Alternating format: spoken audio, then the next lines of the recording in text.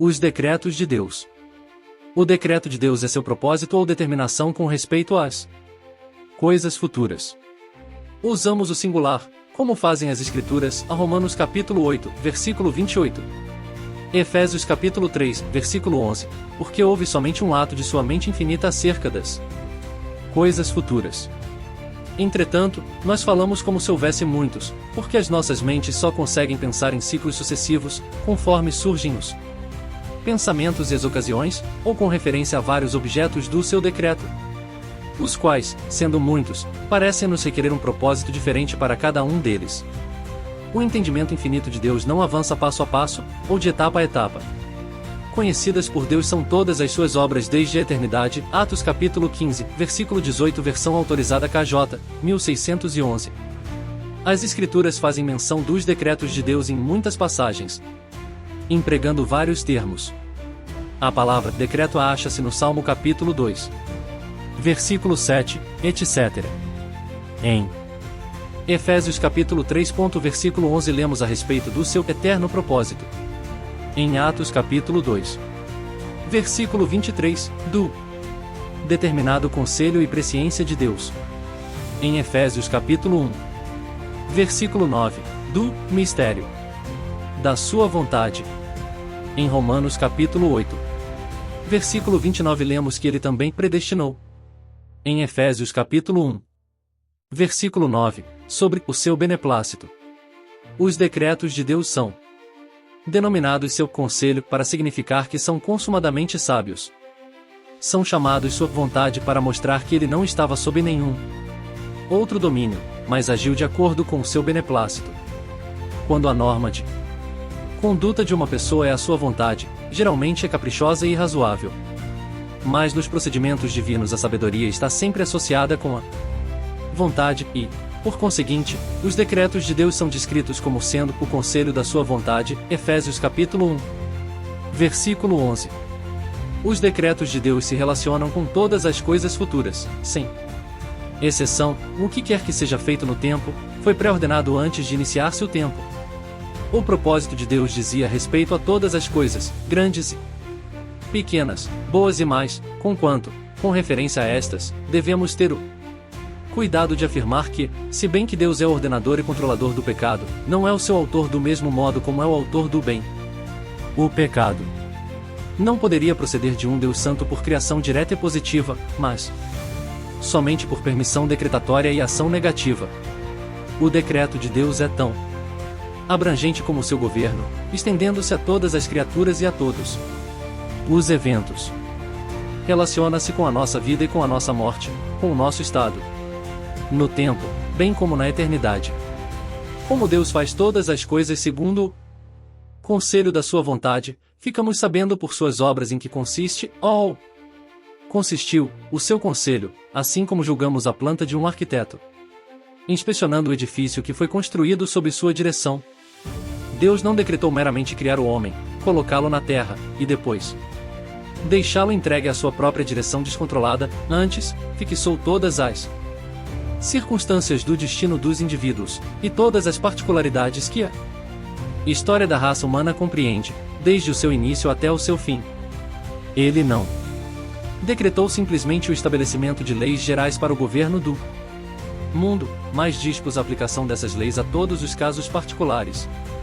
Os nossos dias estão contados, como contados estão os cabelos das nossas cabeças.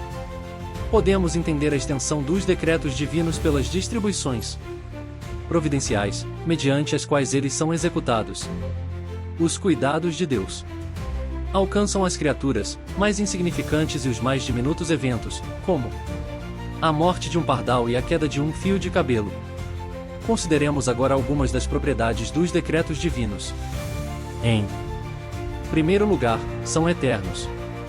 Supor que sequer um deles foi ditado dentro do tempo, é supor que ocorreu algum novo acontecimento, surgiu algum evento imprevisto ou alguma combinação imprevista de circunstâncias, que induziu o Altíssimo a idealizar uma nova resolução. Isto favoreceria a ideia de que o conhecimento de Deus é limitado e que ele vai ficando mais sábio conforme o tempo avança, o que seria uma horrível blasfêmia. Ninguém que creia que o Entendimento divino é infinito, abrangendo o passado, o presente e o futuro. Jamais admitirá a errônea doutrina de decretos temporais. Deus não ignora-os. Eventos futuros que serão executados por volições humanos, ele os predisse em inúmeros casos, e a profecia não é nada menos do que a manifestação da sua presciência eterna. As Escrituras afirmam que os crentes foram escolhidos em Cristo antes da fundação do mundo, a Efésios capítulo 1, versículo 4. Sim, que foi então que a graça lhes foi dada, a 2 Timóteo capítulo 1, versículo 9. Em segundo lugar, os decretos de Deus são sábios? A sabedoria é evidenciada na seleção dos melhores fins possíveis e dos meios mais apropriados para cumpri-los. Pelo que conhecemos dos decretos de Deus, é evidente que lhes pertence esta característica. Eles se nos revelam por sua execução, e toda evidência de sabedoria nas obras de Deus é prova da sabedoria do plano segundo o qual eles são realizados. Como declara o salmista: "Oh Senhor, quão variadas são as tuas obras! Todas as coisas fizeste com sabedoria." Salmo capítulo 104. Versículo 24. Na verdade, só podemos observar uma pequeníssima parte delas, mas devemos proceder aqui como fazemos noutros casos, e julgar o todo pela amostra, o desconhecido pelo conhecido. Há aquele que percebe o funcionamento admiravelmente engenhoso das partes de uma máquina que teve oportunidade de examinar, será naturalmente levado a crer que as outras partes são de igual modo admiráveis. Da mesma maneira, devemos persuadir nossas mentes quanto às obras de Deus quando nos invadem dúvidas, e repelir as objeções acaso sugeridas por alguma coisa que não podemos conciliar com as nossas noções do que é bom e sábio. Quando alcançarmos os limites do finito e contemplarmos os misteriosos domínios do infinito, exclamemos: "Ó profundidade das riquezas, tanto da sabedoria, como da ciência de Deus." Romanos capítulo 11. Versículo 33. Em terceiro lugar, são livres. Quem guiou o Espírito do Senhor? E que conselheiro ensinou? Com quem tomou conselho, para que lhe desse entendimento, e lhe mostrasse as veredas do juízo e lhe ensinasse sabedoria, e lhe fizesse notório o caminho da ciência? Isaías capítulo 40. Versículos 13, 14. Deus estava sozinho quando elaborou os seus decretos, e as suas determinações não foram influenciadas por nenhuma causa externa.